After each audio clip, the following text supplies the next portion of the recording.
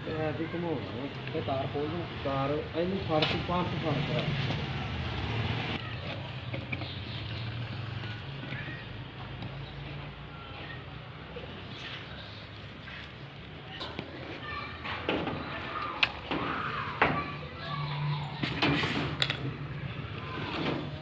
ਇਹਨੂੰ ਤੇਜ਼ ਕਰਨੀ ਇਹਨੂੰ ਸਾਫ ਲਾ ਦੇ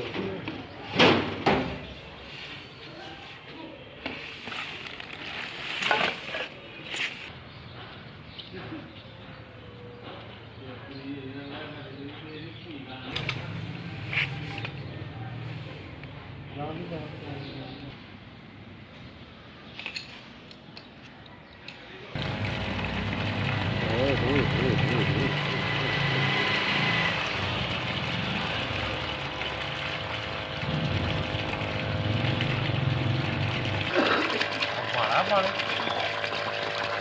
ਪਾਣੀ ਪਾਣੀ ਬੜਾ ਨਹੀਂ ਯਾਰ ਪਾਣੀ